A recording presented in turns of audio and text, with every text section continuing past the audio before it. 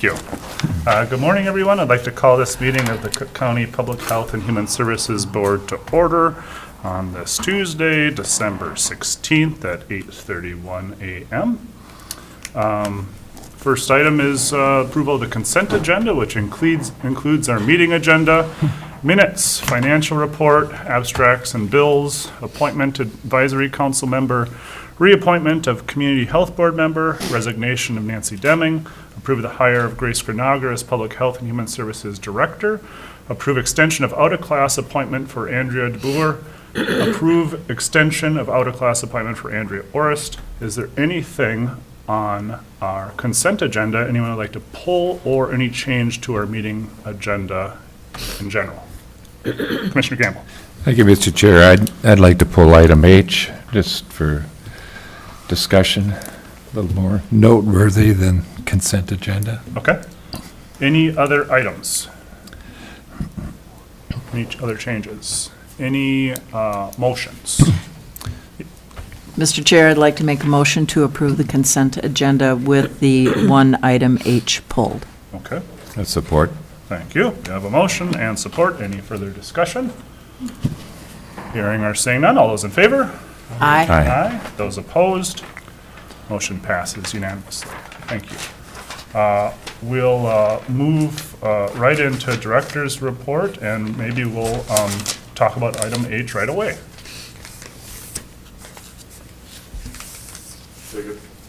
Captain, please. All right. This is going to be my last meeting as an interim director, so I want to take a moment, first of all, to congratulate Grace for her stepping into this role, and thank her for doing that. And I wish you the best and offer you my support during the transition period. I want to thank Nancie for her work over the years, not only with the child care program, which has made a big difference in our community, but also with the children and family services and helping through the transition period, which was challenging, and all the work and support that you have provided me and the team. Thank you, and all the best with the new endeavors. And I hope our professional lives cross in the nearest future, so thank you. I do have a couple updates from the public health team, but before I get into that, I'll speak about a couple updates on the as an organization. We have a new children and family services worker started at the beginning of the month. His name is Daniel. And we're glad to have him hit the ground running, if you want to say that. We have another worker starting at the end of the month, also on Children and Family Services team.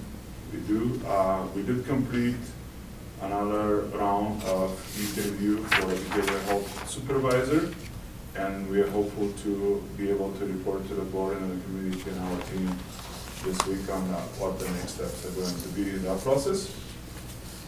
I have some updates from the public health team, which I'm going to bring to the board now. The winter preparedness campaign ended in early December.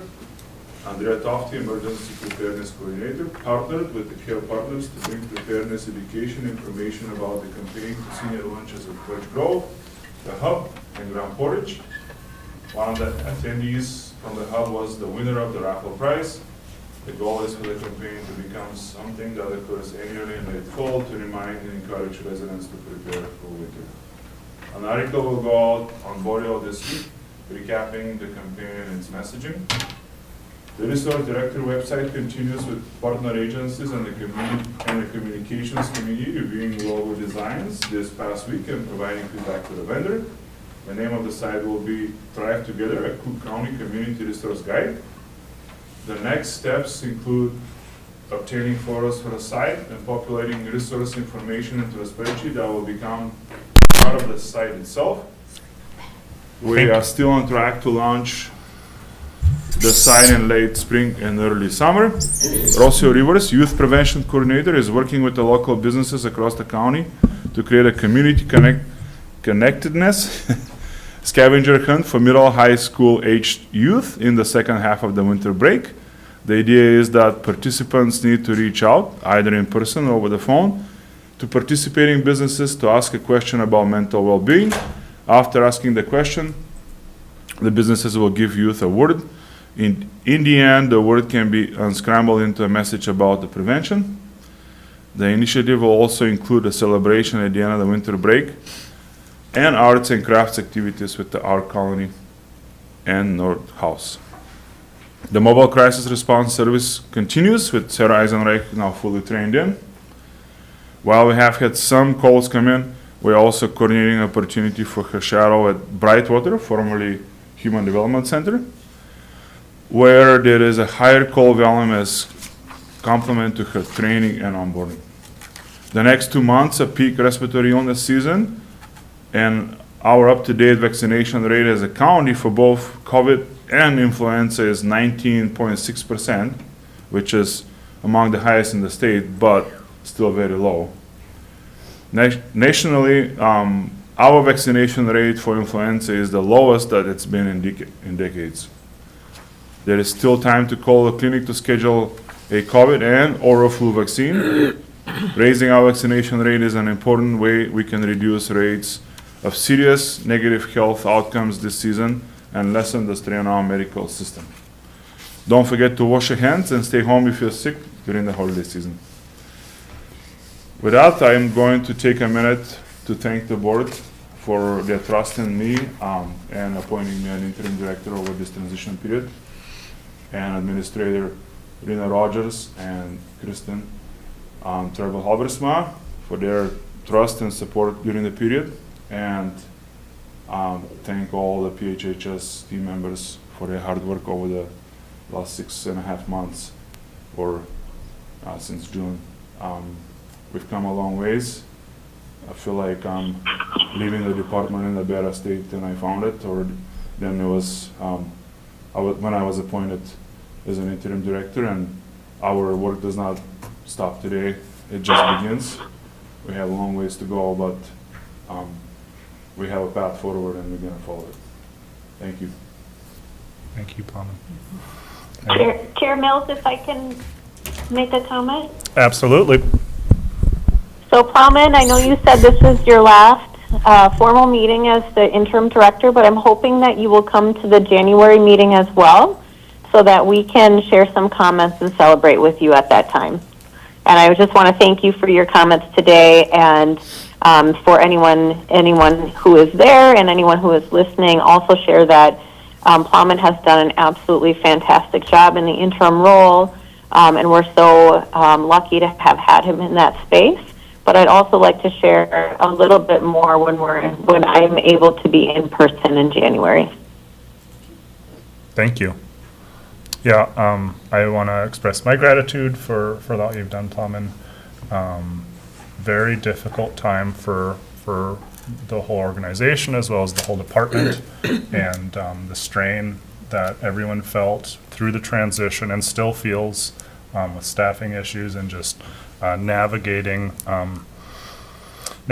all the challenges. Just really appreciate your leadership and your steadfastness, and your willingness to listen too. Just really appreciate that.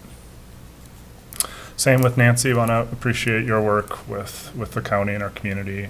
Incredible impact, and just grateful for all the work that you've done and the bridges you've made and the opportunities you've created for our community, and just the opportunities we didn't even know we had without your guidance. So thank you.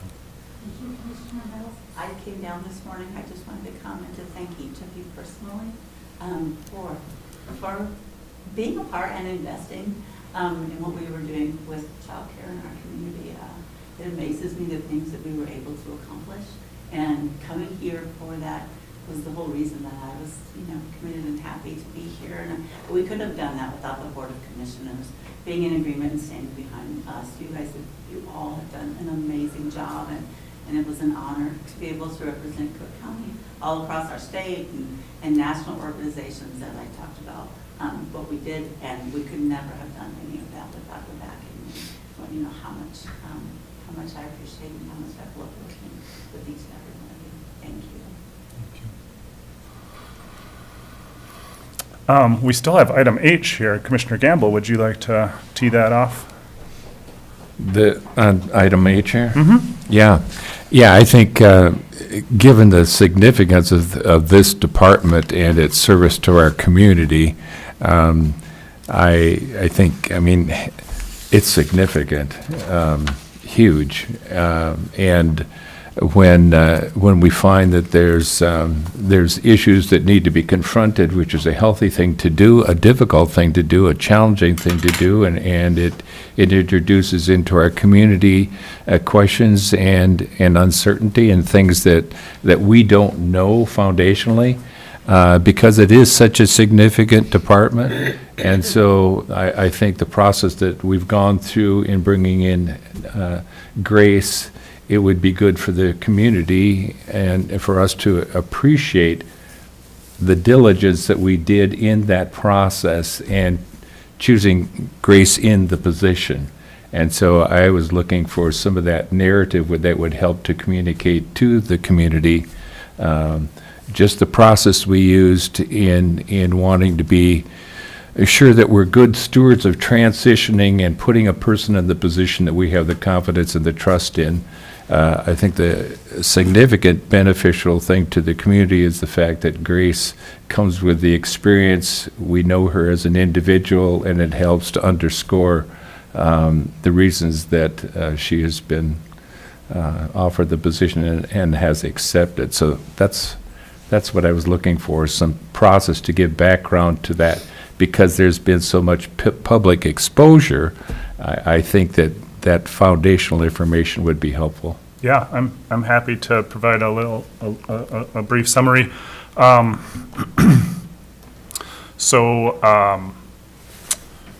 the transitions and with having an interim director, it was I'd say pretty important, to say the least, and just very pressing to find leadership and to find people to be able to fill the position and lead the department.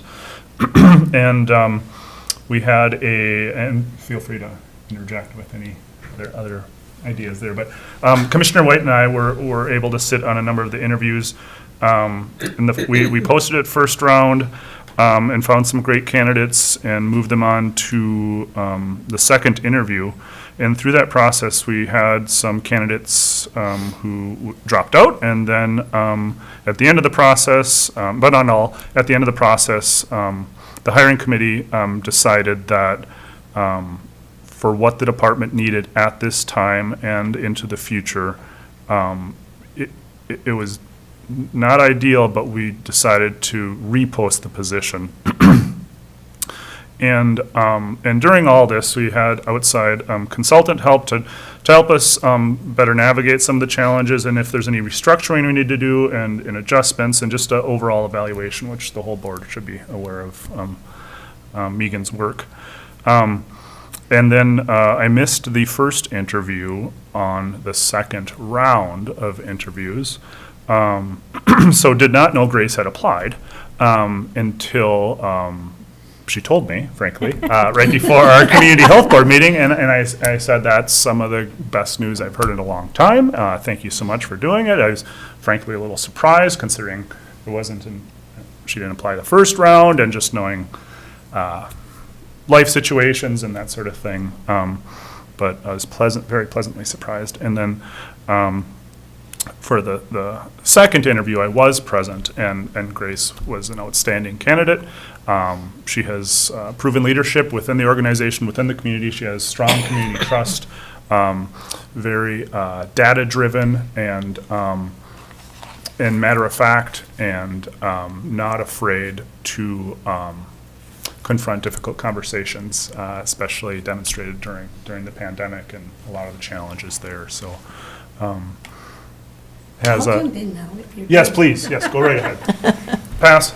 I was only part of the second interviews for each round, and there was an overwhelming we all came with biases for grace, which we, because we had all in our past little lives interacted and depended on this woman to help us for the school board. I was speaking as a former school board person, and how we depended on Grace to help us make decisions as a board during COVID. And that whole time period has left us all with post-traumatic stress disorder. But we would look forward to Grace showing up to give us numbers, data, like you said. And I wasn't the only person who had interacted with her. And to a person, who else would we want? I mean, it was so. We've set the bar, you've set the bar really high, and that's your fault, and that's, we are grateful for that, and our expectation is just, of course, it will continue, so, whether or not you have twins. Now. I'm done having twins in this lifetime. Although that was one of the things that did give me some pause. They're quite young, and thankfully now sleeping a little bit more than they were in the recent past. So thank you for all of your kind words, Plowman, Commissioner White, Commissioner Gamble, Commissioner Mills. I appreciate all the trust that you've put into me to step into this position. You know, it's a big position. I think reflecting on it and reflecting on, you know, whether this is the right time in my life and whether I'm the right person to fill the role, I really came down to the very simple belief that I want our department to do a good job, which sounds very basic, but I mean, that is what was at the heart of me putting my application in.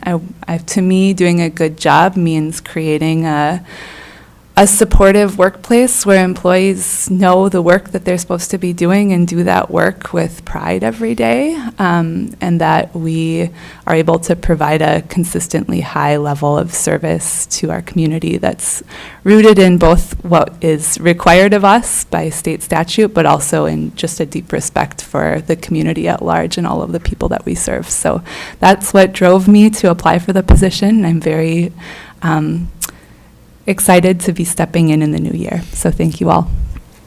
Thank you. No? I'll go ahead, Commissioner Sullivan. Thank you, Mr. Chair. I just want to express, on behalf of our community, the incredible trust they have in you and the work that you've done in the past, and we know that the past is the best predictor of the future. And I've gotten many calls and many emails with people who are absolutely elated. And so we are thrilled, along with the community, to welcome you into this role. Commissioner White, did you have? Well, I was going to say yes. I mean, you are a known entity for those that pay any attention to the positive things that happen around here. And now I guess I'll throw this in here. I want to apologize personally to the West End people for not responding to their letter. I was assuming that the protocol for the county in a situation like this would be like the school district did, where the board would discuss the topic, and then the board chair would speak for everyone on the board, one voice passing along the board's intent and decisions. And it was also compounded by the fact that we were cautioned repeatedly that this was very confidential. It was a legal matter, and we were not to join the public fray or the public conversations because we don't know what's going on. And literally, I still don't know all that's going on, and it's irrelevant. I don't need to. I just know that we now have good leadership. I believe this board needs to sit down and decide what to do another time when a letter comes to every board member. Often I reply, but in this situation, might sound lame, but it was true. It was a legal situation, and we were not to talk about it. So, apologize to the West End, but that was my reasoning, and it's not that you don't count, it's just that That's where I was coming from. But to that end, Grace should kind of balance out my mistake, because I voted for Grace, everyone. So, that's it. Commissioner Gamble? Yeah, thank you, Mr. Chair.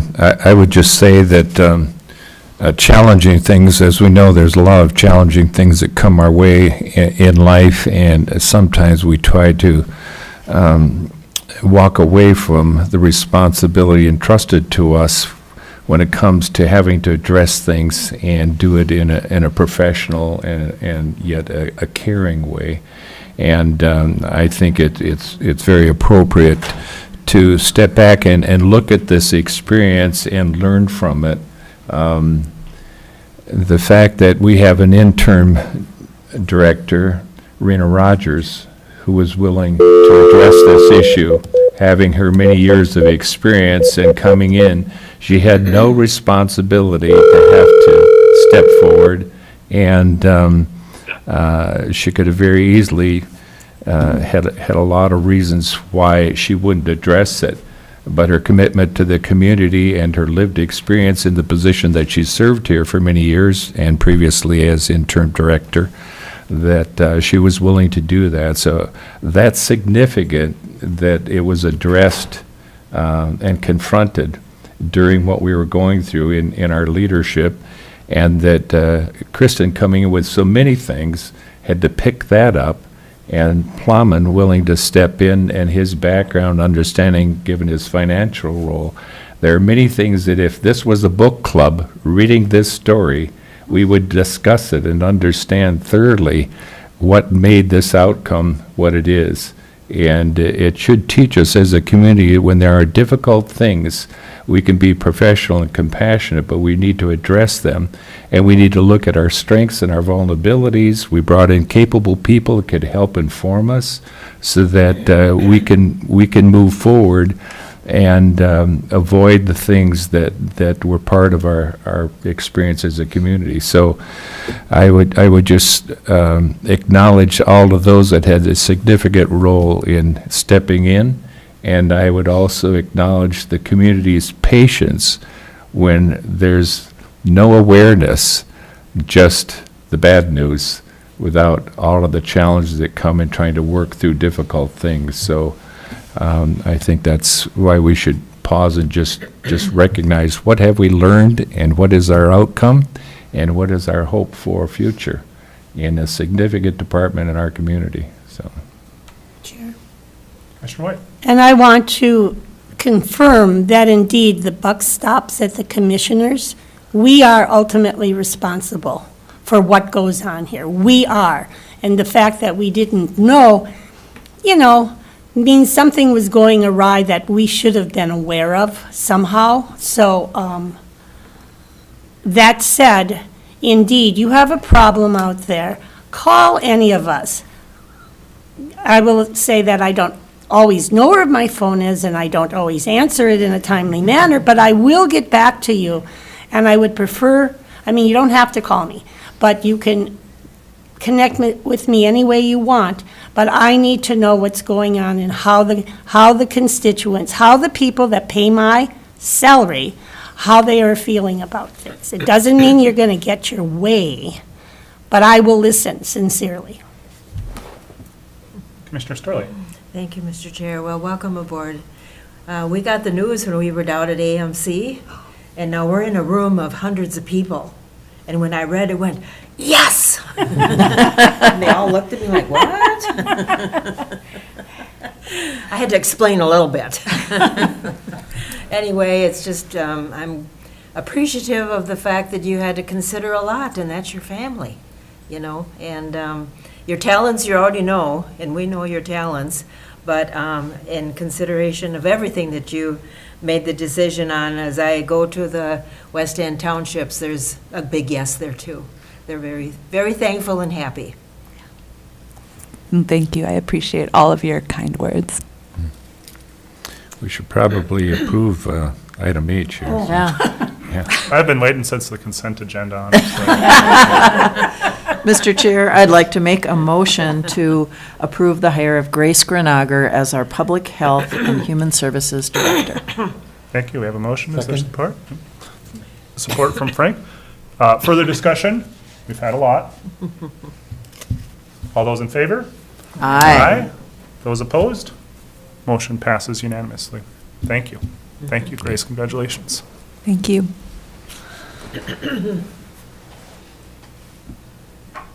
Here we are. We went through some staffing updates. Any further agency updates? Nope, went through those.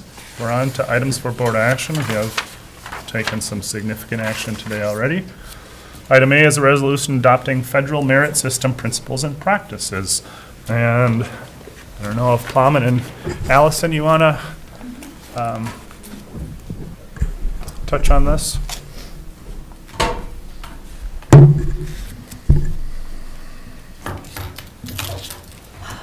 Good morning. Good morning. Morning. All right. Yes, so this is a big action that we've been actually waiting several years to get to this point and accomplish. And we're almost there. This is just the next step. So I just want to give some background. So the resolution today is adopting basically an exit, a discharge from the Minnesota Merit System. So the Minnesota Merit System in essence, has replaced part of the duties that we, the Human Resources Department, does for the Public Health and Human Services Department. What they take on that we don't do for Public Health and Human Services is basically the posting, the recruitment, and some of the selection process for applicants for PHHS positions. So the Minnesota Merit System, we have to work with to submit a request to post positions. They have to approve that request, and then they actually create a posting. And their postings go through, governmentjobs.com. So people tend to see our jobs posted on our county website. But even within those postings, it directs people to apply through the Minnesota Merit System, not directly with our internal application portal. So we direct people to a different site, and then from there, the applicants are screened by staff with the Minnesota Merit System to determine if they meet the minimum qualifications for those positions. The state has their own kind of set of minimum qualifications in addition to what we have listed in our own job descriptions for those specific positions. So again, people are being kind of screened in or screened out, whether they meet those minimum qualifications. And then, in addition to that, those individuals that meet the minimum qualifications as screened, some positions also have an actual exam, a test that they have to pass. I remember when I took the test, it was proctored here in the commissioner's room, but now everything is online. And then, once individuals pass that test, which the county HR department has no idea where people are at. We don't know who's applied. We don't know what candidates there are. We get a list of what's called referred candidates after that entire process. So we're really excluded from most of this process until we actually get that list of final candidates. That has created some barriers in the past. We have found that some applicants have been screened out with the Minnesota Merit System staff saying, well, they don't meet their minimum qualifications. And we only know this because people reach out to us and say, hey, I believe that I do meet the minimum qualifications, but I received this email. So in those instances, we can actually work with the Minnesota Merit System in coordination with the applicants to confirm, with more information, they do actually meet the minimums, because some individuals that could be great candidates may get screened out, and we've actually had some individuals that we've hired that initially were screened out by merit. So potentially losing qualified candidates because we have an external entity screening those candidates. We know some people just don't test well. I mean, we hear kids that just get test anxiety, especially as adults. How often are we actually doing a test these days if we're not actually in school? So some individuals, especially because it's timed, that they either don't finish the test, they have the testing anxiety. So again, we have really quality candidates, qualified candidates that are potentially screened out because of the exam as well. And then just the fact that we're completely removed from the process when we're hiring county staff, it just feels a little weird sometimes to have the outside entity, the agency, and other HR staff, in essence, kind of working with the candidates that we're ultimately going to be employing. So with some of the barriers that it's created, and those were just kind of a high-level overview of some of them, in addition to the fact that it costs money. So the kind of annual cost actually continues to increase as more counties are withdrawing from the merit system. Right now, we pay almost $18,000 that comes out of the PHHS budget a year. Again, that has been increasing steadily year after year, just for the work that the Minnesota Merit System does, which is work that we in HR already do for all of the other departments. So why are we paying another organization to do the work that we are already qualified and doing for other departments, and that we can be more hands-on with? Given all of these things that have been kind of in place and consistent over the last several years, even before I was in this role, there had been discussion by previous Director McIntyre of the desire to exit the Minnesota Merit System and have everything in-house by our HR department. So when I stepped into this role, Leah had started the process, Leah Ekstrom, the previous HR director. I took over, having actually seen and having dealt with the merit system in my role up in Public Health and Human Services. So there is a pretty substantial process to exit the Minnesota Merit System. So I started the paperwork. There's a lot of paperwork. There's a lot of submission of our employee handbook, bargaining unit contracts, our policies, our processes, all of those types of things, because they're ensuring that we have the checks and balances in place to be able to actually take on the role, what they do, but confirming and proving that we are able to do all of that recruitment process in-house for Public Health and Human Services. So I submitted all of the paperwork in December of 2024, because then you have to have a year to actually work with the Minnesota Merit System and its staff to go through all of the paperwork, documentation, have meetings, things like that. So over a year time frame, working with them to confirm that we have all of the points in place to be able to exit. So for the entirety of 2025, I've been going through that process with the Minnesota Merit System staff. And now at this point, what they're doing is they're giving us what's called a provisional approval to exit the Minnesota Merit System starting January 1st of 2026. The provisional approval just means we're still doing some cleanup of our internal processes and past hires with the Minnesota Merit System. So we're just trying to clean up a few extra things. So this is the first step in the actual final approval, which should happen in 2026 for January 1st of 2027. So the provisional exit basically still gives us the leeway of we're taking everything on. The Minnesota Merit System is kind of in the background and can assist us if needed. And then at the end of the year, they would actually like to do an audit of all of the final work that we did. So there'll be a small extra charge, and that's listed in the item for board action. Instead of paying the $18,000, we'll have to just pay for the time that it takes them to complete this audit, which they estimate to be upwards of $2,500. But yeah, otherwise it's a great first step in something that we've been looking to do for several years. And I want to also mention, so usage of the Minnesota Merit System is dwindling. There's only roughly 20 Minnesota counties left using the Minnesota Merit System. So as you can see, with many counties pulling out of the merit system, it's kind of one of those, I don't know if aging entities, that it's going to be probably phased out at some point as more counties take this on in-house. And so we're looking to do that and kind of joining the ranks of other counties that are taking charge of their own internal processes and hiring for Public Health and Human Services. Thank you. Plowman, anything you wanted to add there? Any questions from commissioners, thoughts? It's been quite a process. I think it's been talked about since I've been here. Just takes a long time, as you explained very well, thank you. If there's no question, Commissioner Gamble, please. Yeah, I'd make a motion adopting the resolution for federal merit system principles and practices, and thank Allison for the detailed summary. When I look through the agenda, we have another item here.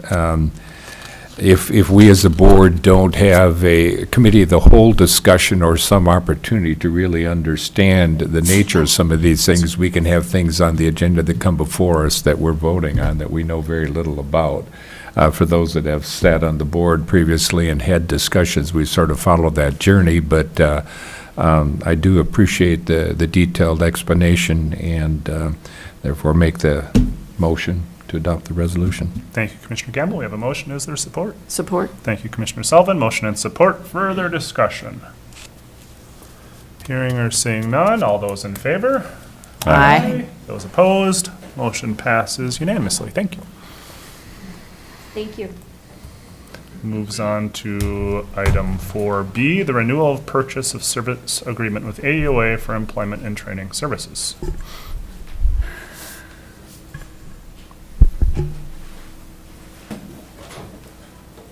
Am I to provide some background?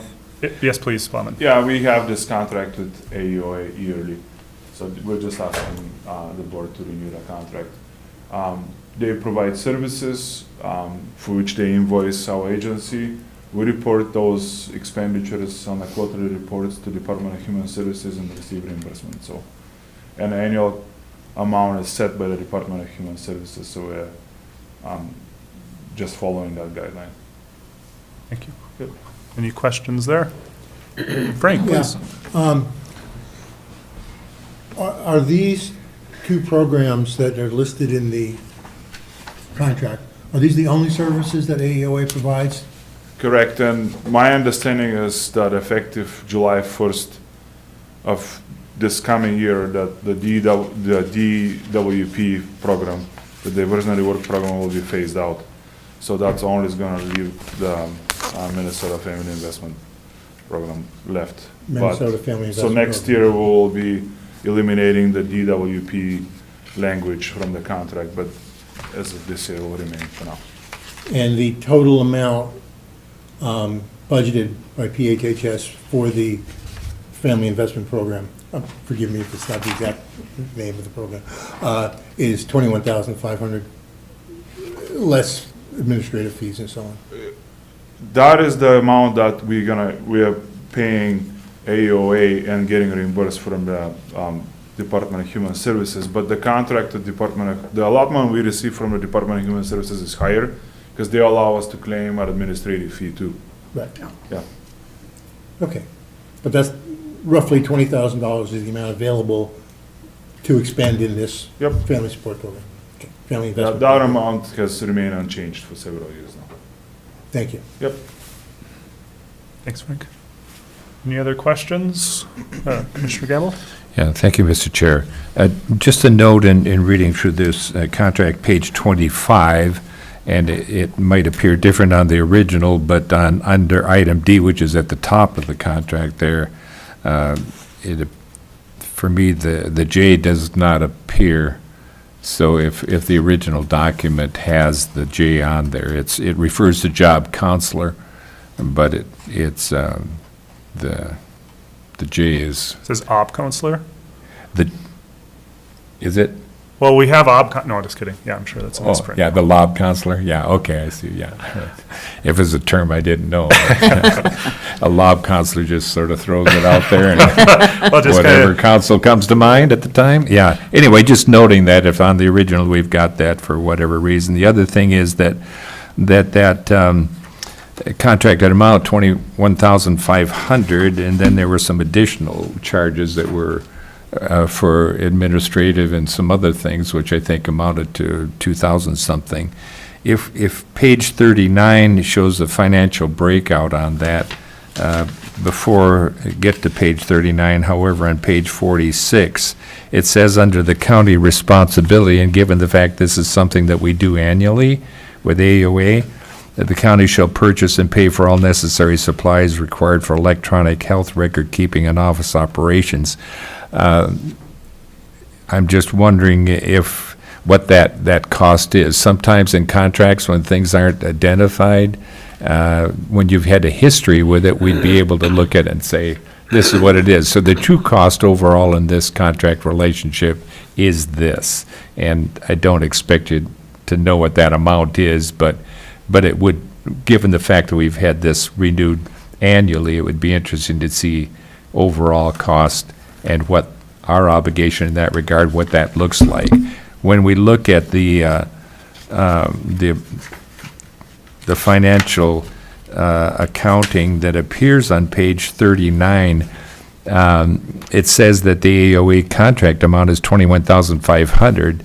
Underneath that, it says $35,149 for 2026, and then there's a breakout that shows that. I'm just wondering if there's any further explanation to help us understand that. Yeah, so, yes. The amounts that are going to be paid to AEOA for the 21,500 are highlighted in red. The rest of the items are going to be paid by DHS directly to our agency for administrative, in a form of administrative payment. So the total amount we are going to pay to AEOA is 21,500. Okay. All right. Thank you. Commissioner Gamble, any other questions? Could I get a motion, please? Go ahead. I'll make the motion to renew the purchase service agreement with AEOA for employment and training services. Is there support? I'll support. Thank you, Commissioner Thank Storley. Motion and support. Any further discussion? Hearing or seeing none. All those in favor? Aye. Those opposed? Motion passes unanimously. Item C is the renewal of purchase service agreement with Greg Barnier, Wilderness Outpatient Treatment Program. Give a little overview there. Yeah, so the Wilderness Outpatient Treatment Program is a license that the county holds to provide comprehensive assessments and group treatment to clients in the community. We contract that work with Mr. Barnier to provide those services to clients. It is my recommendation that I've included in the 2026 budget is to increase the contract by 2.75%, similar to what the COLA adjustment was to employees. And the reason behind that is that there has been no increase to the contract since 2021. And that in conversation with Mr. Barnier, it's my understanding that his liability insurance cost and other expenditures continue to increase, and that he is responsible to paying those costs. So I agree that an increase is warranted, and that's my recommendation to the board. Thank you. Any questions there? Yeah, how much is the contract for? Is there a specified amount? or is it per client? $85,023. Thank you. That will be in 2026, yes. And that is for assessment only, or that also covers, Group treatment. and group treatment? Comprehensive assessments and group treatment. And in the past, how many clients has, That information is on annual report. I Okay. can look that up in a moment here. thank you, I'm just wondering, so what happens if there's an outlier year where there's many fewer or many more? It has clients? remained fairly steady amount, and I think if I was in a position to predict, Okay, I'm going to say that we're not going to see a decrease. I hope we see a decrease in clients seeking services, but I would say that that's very unlikely. But I can find that number here in a moment. I just have to look that up.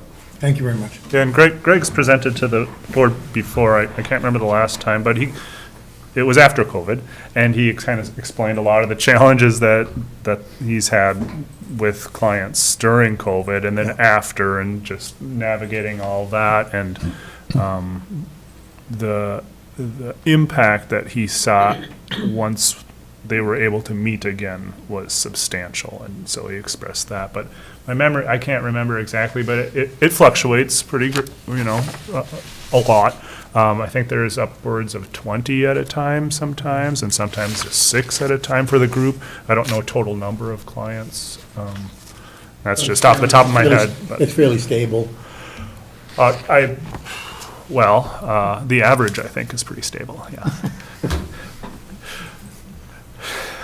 And Chair please. Mills, if I can jump in Yes, just please. briefly and course. also outline that in the contract it states that he will provide the individual pretreatment support consultation with public health and human services and other services to be determined by mutual agreement of the parties. And if there is a significant increase in clients, we would have discussions with him about the contract. And same thing if there was a decrease. We, can always have discussions to see if the contract could be or should be amended based on the situations at hand. So I agree that it's likely to be pretty typical year after year. But if there were substantial increases or decreases, we would be having conversations. Thank you, Kristen. Commissioner Campbell. Yeah, thank you, Mr. Chair. I make a motion to renew the annual purchase of service agreement with Gregory Bernier for the Wilderness Outpatient Treatment Program. Thank you, Commissioner Campbell. We have a motion. Is there support? I'll support. Thank you, Commissioner White. We have a motion and support. Any further discussion? Plowman, you had a I data just point? had the numbers. Oh, yeah, let's do it. Please. So in 2024, 52 comprehensive assessments were completed. 12 people participated regularly in group treatment sessions. And there were 32 clients participating in a treatment coordination provided by our staff, but they worked very closely with Mr. Barnier in many of those cases to coordinate and make sure that we find the best option for our clients. Now I should add that we are able to bill for those services to offset the contract amount. Thank you. All right, any other questions before the vote here, or discussion? Then I'll call the vote. All those in favor? Aye. Aye. Those opposed? Motion passes unanimously. Thank you. And that moves us down to committee reports now, starting with the Active Living Steering Committee. Commissioner White. Unfortunately, they have scheduled the last 2 months, their steering committee happens at coincides with this meeting. So I haven't attended. That makes it difficult, eh? Yeah. Arrowhead Economic Opportunity Agency, Commissioner White. That meeting will be tomorrow. Yeah, thank you. Arrowhead Health Alliance. I just did that one too. And the primary decision that was made, financially everything's sound, but there was a consideration to hire an administrative assistant, someone to help. And it was decided, not knowing what the future economic situation will be, to just hold off. And the administrator was fine with that, yeah. Oh, It's wow. just him, and Yeah. so he does have somebody that does a little bit. Okay. But they were talking about hiring, and the decision was made, maybe not, we should just hold to see how life develops because of the feds. Okay, so. Thank you. Mr. Chair, Yes, please. just with regard to the AEOA meeting tomorrow. Actually, the Public Health and Human Services Advisory Council has invited Mark to address us at our next meeting. Have not yet had a response, or at any other meeting in the future that's convenient for him. Have not heard a response back. So perhaps you could pass that on and saying we would very much like to have a briefing from him. I shall. Thank you. That's the new director, right? Yes. Yep. Yep. Yeah, we haven't met him as a board yet either, but, Well, I think it would be beneficial for them to come up and, Yeah. for him to come up. They had representatives come and spend time at the hub earlier this year, but he, as the new director, I think it's director. Mm-hmm. I think it would be beneficial, so. Thank you. Yeah, in the past, we've had the director here annually, and I don't remember what time of the year that is, but I'm sure once he gets his feet under him, he'll be up here, but virtual options sure are handy, eh? Yeah. Let's see, that moves us on to Arrowhead Regional Corrections. Commissioner Gamble. Yeah, thank you, Mr. Chair. Probably one of the shorter meetings that I've attended with Arrowhead Regional Corrections, but we did, board action, we did authorize an agreement with the Duluth Bethel Society for Chemical Dependency Programming.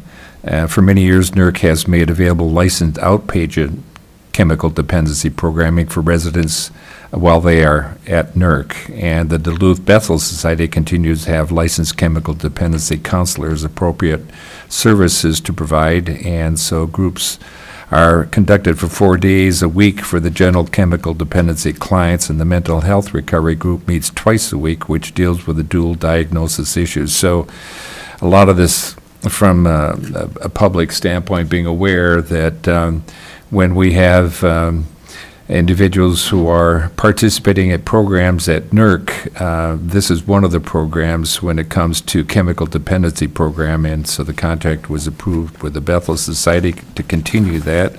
The other agreement was with the to provide psychological services for juveniles participating in the 30-day evaluation program. This was a program that began in 2019 and then was discontinued because of population issues at the center.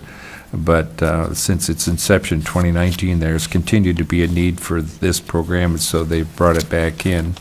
The other thing we discussed is that St. Louis County is launching a new program to help veterans involved in treatment court find healing through music. And so the initiative, which is funded through the criminal forfeiture proceeds, will be used for music therapy to support veterans coping with trauma and post-traumatic stress.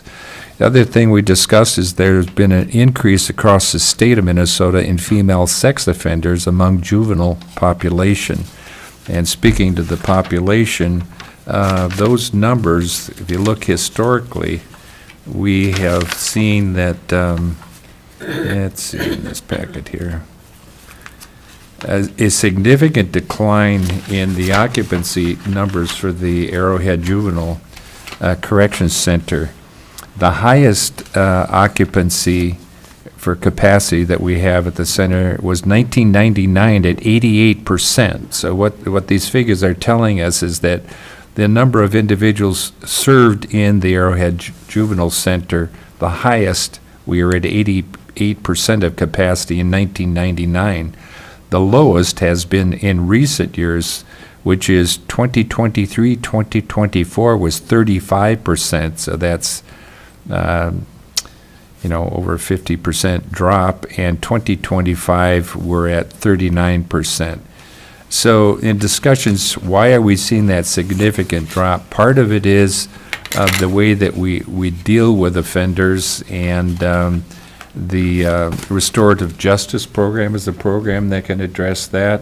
But understanding these figures, and that's why we track them, helps us to know from the standpoint of our occupancy and using the facility to its maximum potential, but just understanding the changing landscape. In my first term as commissioner, sitting on the Arrowhead Corrections Board, we were experiencing these drops in numbers from the 1990s, and we were looking at maybe converting some of our facility into child care, but we thought the mix parents might be inclined to want to send their kids to a corrections center for child care, but it's just in response to what we see in changing numbers, so. Probably depends on the kid, really. Yeah, right, yeah. Thank you.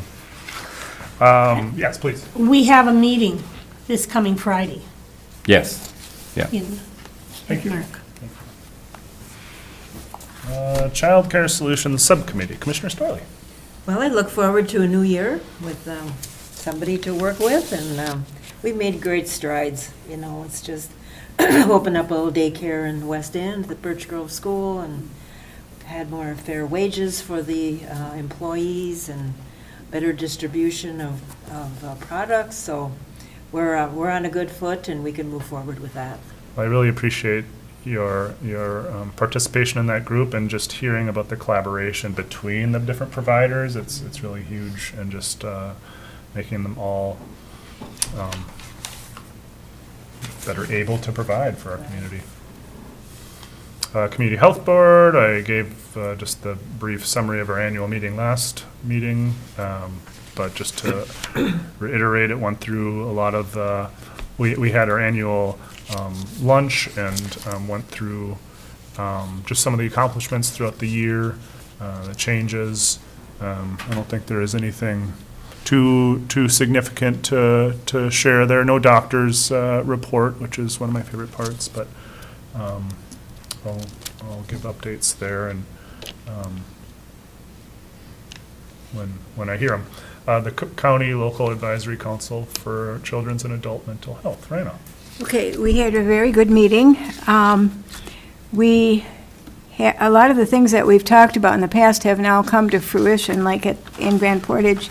They have harm reduction machines. I don't know if you remember, we talked about this, kind of like a refrigerator you can take out things. And there's one at the car wash. They've talked about where people can have privacy to access is a big thing, and also not freezing, I don't know. But, so it's really exciting to see these things actually happening now after a couple of years of talking about them. That's great. And we're very happy to have Grace joining us. And let's see, and also in Grand Portage, they have a families eat free night. I think it's a night, but there's dinner at the event center on Thursdays from 5 to 7, and people can come and eat for free, which again is a very helpful and nice program to have. And then Andrea in the mobile crisis is piloting services for protocol and partners, and they're sharing things with, learning from the University of Wisconsin Superior to see how they're doing. And the mobile crisis team is working on things, and there'll be more in January about that. And let's see, talk to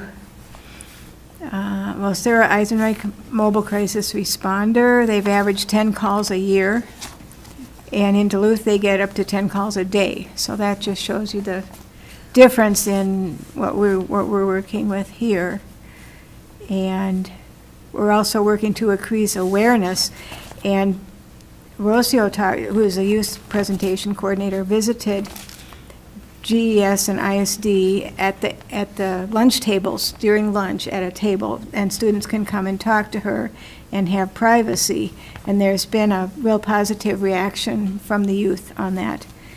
And one thing they're doing during the school break is having a community scavenger hunt and encouraging the students to visit or call up to 4 or 5 businesses in 4 different areas: Grand Marais, Grand Portage, West End, and I don't know what the 4th one was, but what? I bet you it's up the trail maybe. Maybe Gunflint.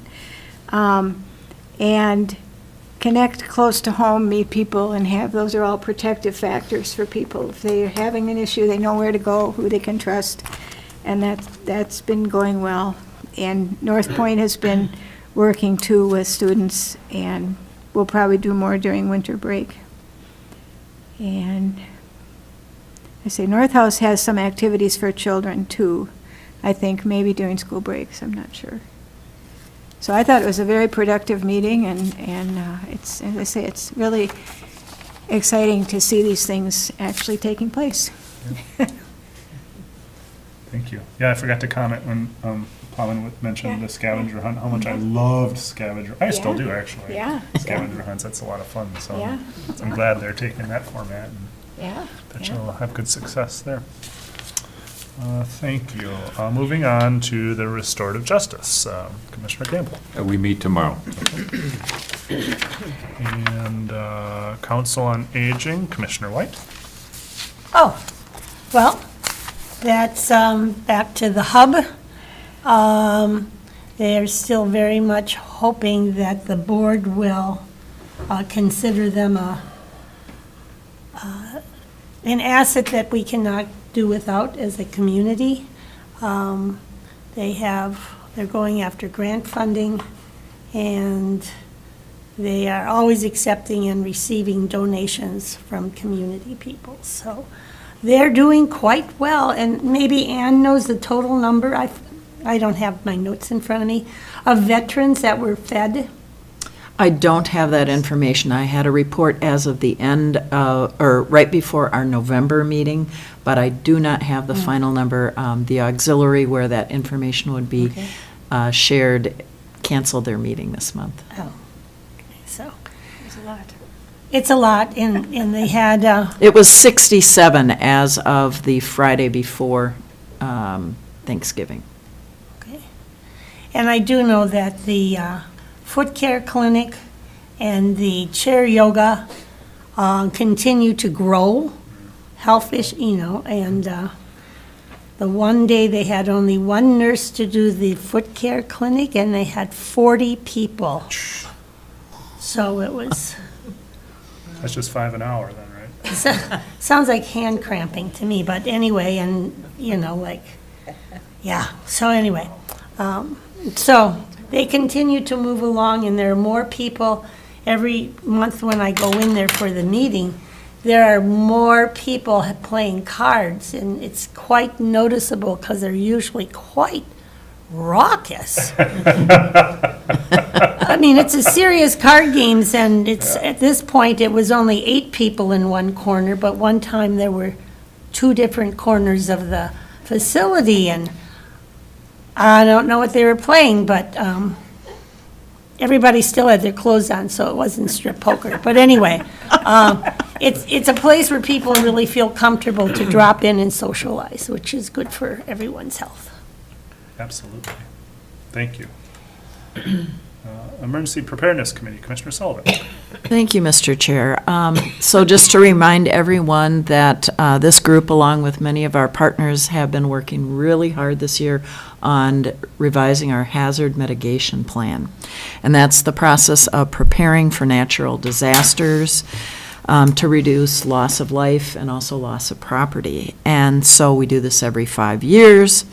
University of Minnesota assists with this process, and right now there's been a public comment period, and it has been sent on to the state and to FEMA. Once we get the thumbs up from them, then it will be approved by resolution by the Grand Portage Reservation Tribal Council, the RTC, and the county board. So that's where we sit with that. So we're on hold and waiting. Thank you. Yes, please.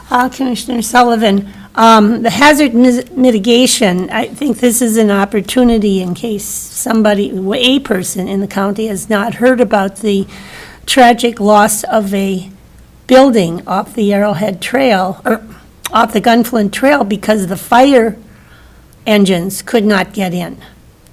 They could not get in the driveway. Because of snow.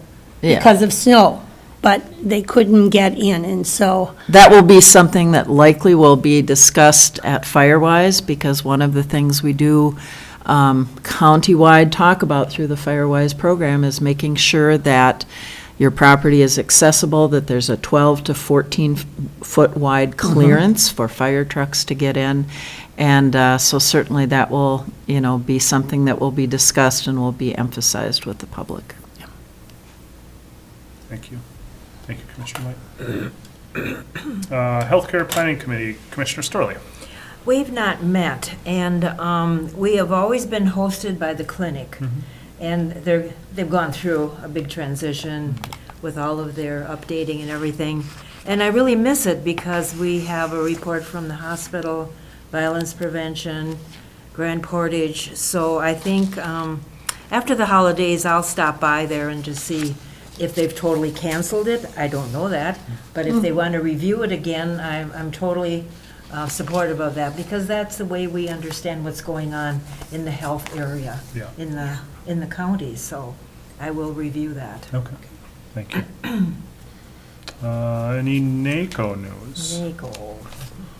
I'm going to say no, we're not meeting until January. Okay. But because we were down at AMC, and I go to the Public Health Human Services Committee, we had a lot of discussion on an area that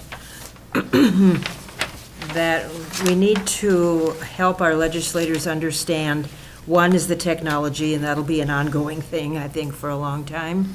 But just an area that I've not really talked a lot about here, but that's the African American Family Preservation and Child Welfare Disproportionately Act, that we need to have a process in that, training, resources that are sufficient for all of our 87 counties.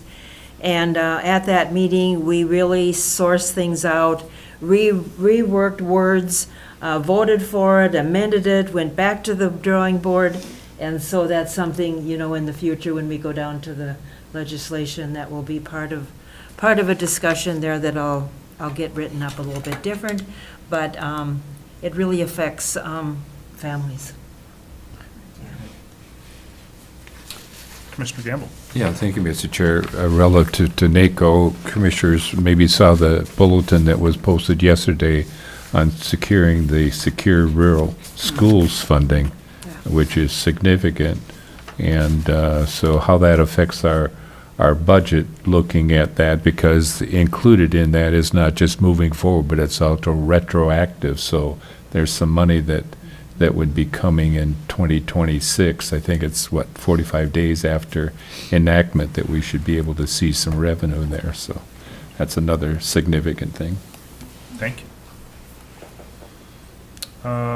Anything from NEMOJET, Northeast Minnesota Office of Job Training? No, that meeting will be coming up this week Okay. as well, a lot on the same day. Okay. And North Shore Collaborative did not meet. We've pared that meeting down to our organizational meeting at the beginning, and then just 2 meetings after that, so just 3 a year. That was to try to, simplify our process and to really respect kind of the firepower that goes into that meeting and what we're trying to do there, and largely giving local grants out that support children. Kind of that's the focus. Public Health and Human Services Advisory Council. Frank? Yes, thank you. All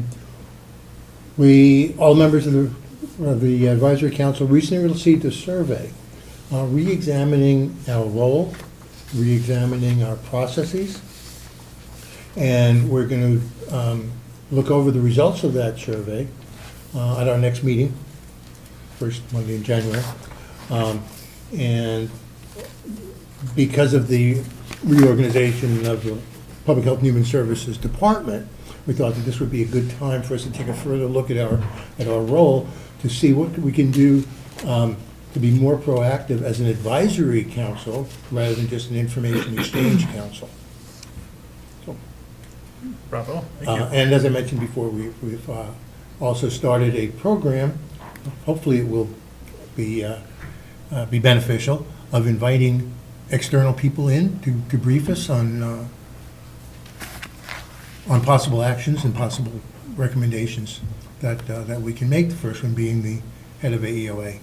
And another one in the future would be a emergency room physician and professor at the University of Maryland who is in charge of their telehealth medicine program. Who happens also to be my nephew. Perfect. Full disclosure. So he has agreed to give us an address on current activities going on in telemedicine. He's basically in charge of the telemedicine program for the entire state. Yeah. And it's Wow. very exciting. Yeah. Oh, that's excellent. I'm happy to hear that. Yeah, there used to be kind of regular presentations at that meeting, so I'm sorry to hear that went away, but happy to hear it's coming back. You're good? Yeah. Okay.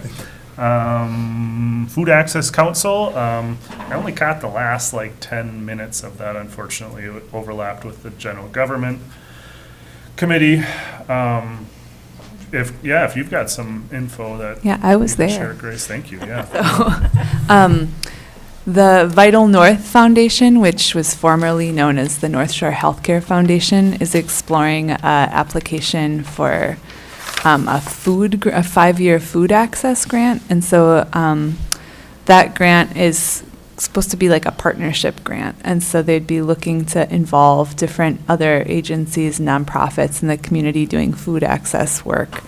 And they're just doing sort of a visioning on what kinds of things they'd want to include in their application. So they're reaching out to organizations like the Food Shelf, the Snacks and Packs folks, Grand Portage with the Elderly Food Nutrition Program. So right now it's just them with some support from the SHIP coordinator and just seeing who might be interested in participating in the joint application. We wouldn't be applying, but we're helping be part of the conversation, essentially, to see who's interested in what a joint application might look like. So it's a large 5-year grant that could be used to improve food access initiatives, and we talked quite a bit about that at the last meeting. Vital North, is that, I can't remember, did they have a different name before? North Shore Healthcare Foundation. Okay. So their new director, her name is Anna Cariad Barrett, so she'd that's be right. the one applying for the grant. So that was the discussion, basically. Thank you.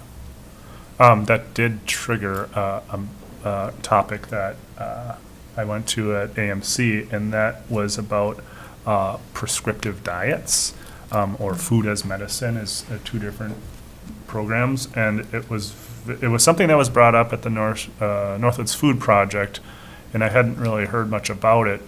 The prescriptive diets are more for people who have, heart issues, or one was kidney issues, or you need low sodium, or you have celiac disease, all these, restrictions that you have on your diet. You can basically have made-to-order Meals on Wheels type of situation, food delivered to provide the, or accommodate for the difficulties that people are having. And the interesting thing is it's a straight-up prescription from medical professional. And so how that plays into Medicare and Medicaid and insurance is part of that conversation. And then also kind of related to that program is the Food as Medicine, I guess, movement. And that's talking about the difference it can make when people eat healthy food. We often hear about this food causes cancer, this food causes cancer, and all that. And focusing on what foods, would keep people healthier longer. And so the emphasis of these conversations is largely towards our elderly population, trying to keep people in their homes longer, to keep them healthier longer, stronger longer. But it's just a really interesting conversation and ties in, I think, to the Food Access Council and just how we can give more people more access to healthy food. It was pretty exciting, and also kind of related to that was another, I guess it's a supplementary insurance program that I hope that we'll look into. It was kind of a sales pitch, and Allison was there, so she was a little more disappointed than I was. I was also disappointed, but then I was like, okay, maybe this is appropriate for us. But basically, what the argument was is this program gives more take-home pay to employees, and it's a separate, almost like a VEBA, where you can use this insurance first if you don't want to work towards your deductible. And I was asking about prescriptive food and food as medicine, and if that plays in. It is something they hadn't really considered yet, but I just thought that could be another tool or another option. So just wanted to touch on that. Not that I have any more substance to it, but just the concept. Yes, please, Commissioner Gamble. Yeah, thank you, Mr. Chair. Food. If historically, when you look, the nature of food and its impact on health and wellness, our society, given exposure to marketing and all of the things that are sort of the flash in the pan, but not substantive when it comes to creating a diet that helps you be healthy. And so at the point that we're born, we begin to die. And we either contribute to a process that elongates, provides longevity to life, but that food is a huge, environment is another huge element. But if you look at the typical diet and you look at people can get up in the morning, grab a can of Coke and a Snicker bar, and that's their breakfast. And then we wonder why, as we age, we're suffering. It's choices. With Ruby's Pantry, which was a great, intent to provide food for individuals, and when we did an assessment on that program, whether or not it would have benefit in Cook County, there's significant benefit that Ruby's provides, but it's predicated or dependent on the food that comes from suppliers that they're willing to donate. And I've seen over the years that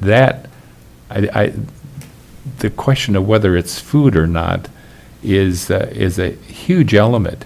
If we get significant boxes of chips and things that are really not nutritious, if you have people that are in need and can't afford to buy, the healthy food, organic food, the food that's nutritious in nature, then they're hungry, and when they get free things and it's not healthy, then that contributes to the problem that we're experiencing. And so when in my role as a manager in subsidized housing, we have someone that's graciously donated 3 shares. So we picked that up, and they've been willing to donate 5 shares. And I'm just wondering that amount of money, though, if I took that money and were to buy healthy food, it'd be less but more when it comes to contributing to wellness. So when we see anxiety, when we see depression, when we see attention deficit, a lot of this is an issue that stems from poor choices in what we consume. And I think we have a role in trying to inform in that regard, but also in the options that we have in providing, we should try to look at things that are healthy. Absolutely. I will say that there are members from the Ruby's Pantry organizing group that attend that Food Access Council regularly, and there are a few of those individuals who have been looking specifically at how to increase fruits and vegetables that are available. Unfortunately, there's not a lot of choice involved. When you sign up for Ruby's, you sign up for Ruby's, and the food that they get is the food that they're able to pass along to the community. But there are people who are involved in that effort who are really looking at increasing the availability of fruits and vegetables. So there are some people behind the scenes who are really committed to trying to improve access to produce specifically. Yeah. So just wanted to give a shout out to those folks who are showing up to the Food Access Council regularly. It's a really very passionate group of people. And, anyone's welcome to join that group. It meets every month. I want to say it's the first Wednesday, and it's been at higher ed. So, yeah, lots of good conversations about food. Yeah. All right. Well, anything else for the good of the order? Yeah. Oh, yeah, okay. Please. Commissioner Stark. Commissioner. Oh, Frank. Oh. Go ahead. All right. Just another little story about health. When people choose to get up and have their Coke and Hershey bar, that's their choice. But when they're born with a genetic defection, Sunday night on 60 Minutes, a little girl has a genetic defection. And there are all kinds of testings going on, and she needed one miracle drug. And they're always coming up with new drugs at a cost of $1 million or better. But fortunately, the story ends good because people pitched in, and she was able to get this tiniest little injection that would then enable her to walk and to live beyond 2 years. Wow. But the cost of that, and then the narrative is we all need to be prepared for the cost of these types of testing and the results that are coming out from laboratories that they have the solution, just the money that's involved in it for people. So, you know, it was a very happy, and how it affects insurances. Exactly. Oh, yeah. Oh, yeah. Yeah. So that's a happy ending. How about Frank? What's your Thank you. story? Well, two things. One that directly related to food, and that's the food shelf right here in the courthouse. And I was just, I think it's a great idea.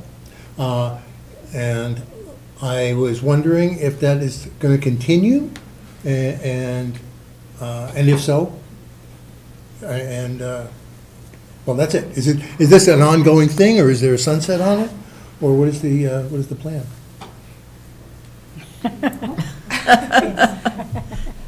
So we did put out a media release letting people know that it's continuing through the holidays. So it's, right now, it's planned to sunset on January 2nd, so the first Friday of the new year. I think we could certainly have a discussion about, you know, if and when to bring that back or how to run it in the future. But at this point, it was just scheduled to be for kind of the holiday season. And the reasoning was originally because of the interruption for SNAP benefits, but then it kept going just because, you know, it takes significant work to set something like that up. And after it was up and running, we wanted to recognize that there's an increased need around the holiday season for food. So just to keep it up through the new year was our plan, but we could certainly have more conversations about that Is going it forward. Well, how much of a burden is it on the staff to maintain it ongoing? At this point, we have a staff that checks at least once a week to make sure there's nothing in there that's open or expired or perishable, because we don't have the ability to keep anything perishable on site. We don't have refrigeration or anything like that. Right. And so it doesn't take a whole lot at this point. It's just one staff person checking in and making sure everything is organized and acceptable for the public. So So who would make the decision to continue it? And what kind of input, if any, would you need from the board, or? well, it was a departmental effort. I would imagine it would be probably myself, the facilities staff, the administrator, maybe the MAT team. So that's something we can revisit in January. And there's been no particular problems with rodents or anything like that, you know, mice getting into the food, or? Not to my It's not- knowledge. It doesn't sound like it's very burdensome.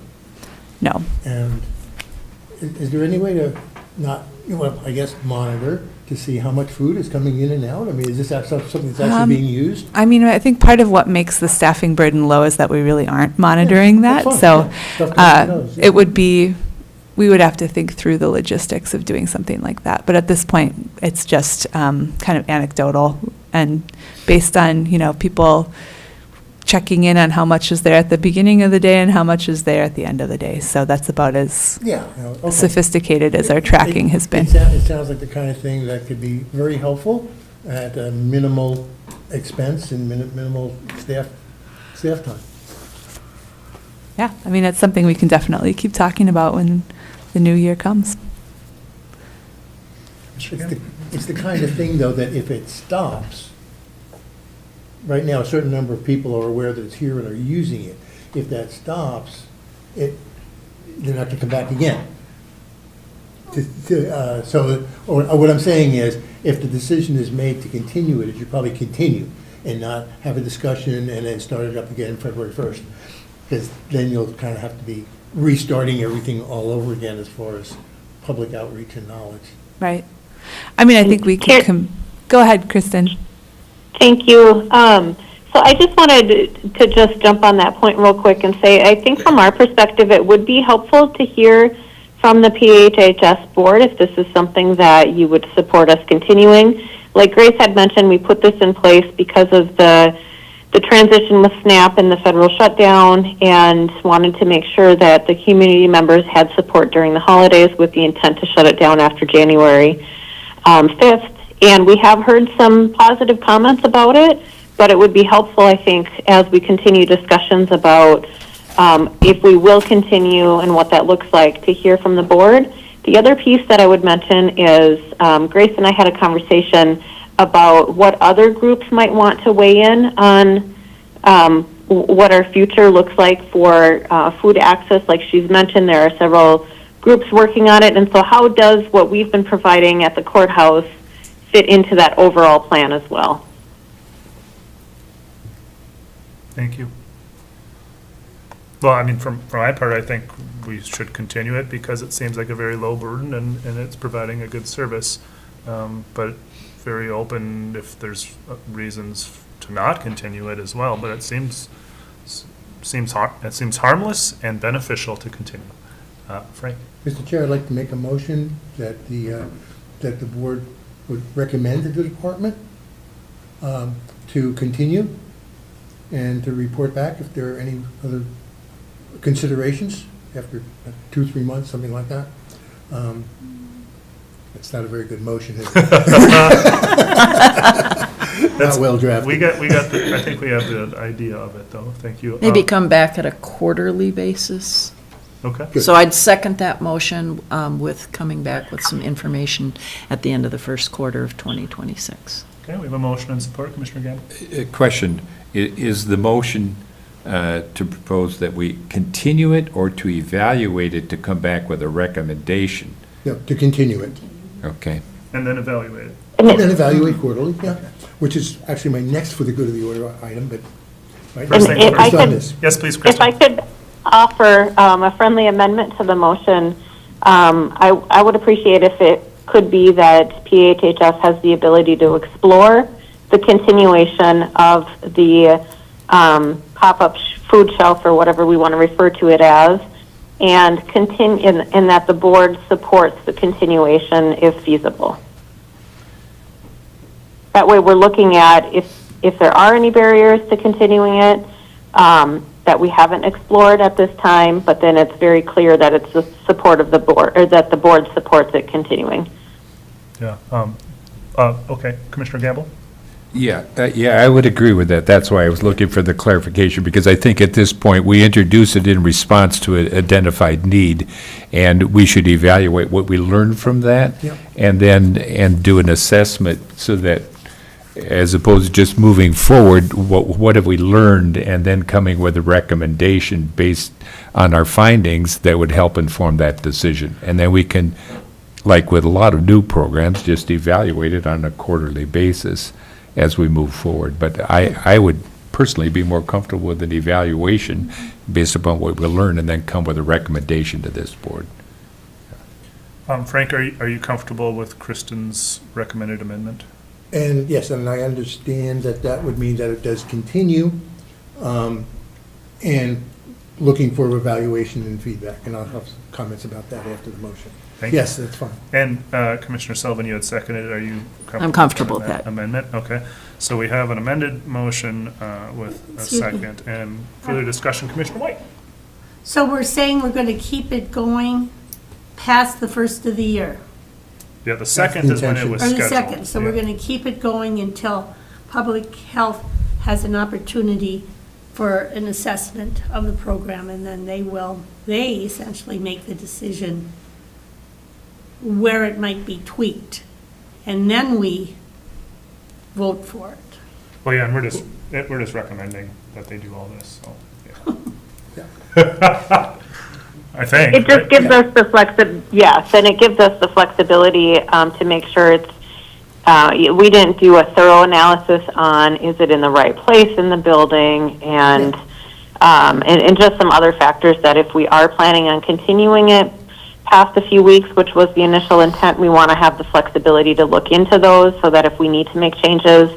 But I think we can do that, and also look at continuing it until the next board meeting and then bring a recommendation on what that means long-term and what our recommendations are. But I can't see Grace since I'm virtual, so I want to make sure that she supports this as well. Well, she's scowling. so- No. I think it would fit very well with Christina Matson's role as the SHIP coordinator, since food is one of the areas that is in the SHIP coordinator's role. So she'll be the person that I'm bringing this to talk through what an assessment might look like.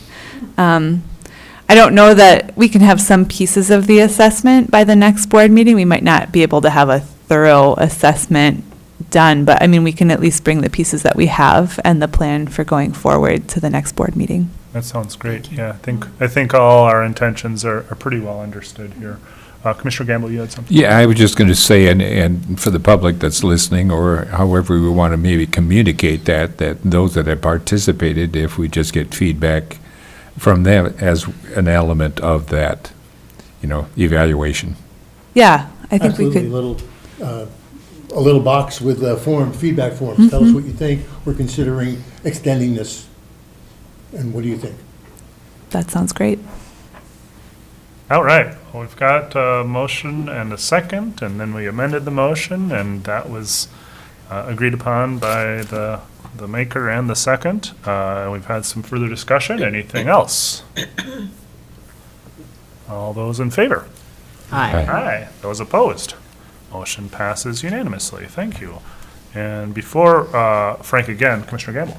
Yeah, thank you. I was just going to ask, and it's sort of a similar thing relative to the courthouse. I just wonder if you had any feedback on the vending machine.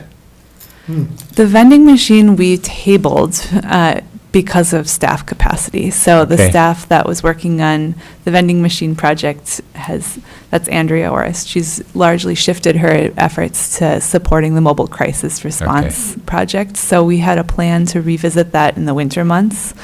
And so that's still the plan, but we haven't done any additional Okay. work since we brought it back. We've Yeah. just been, Hadn't heard anything, so I just. yeah, we've wondered. put it on hold Yeah, for now. okay. Thank you. So we have some maybe new data point potentials up in Grand Portage.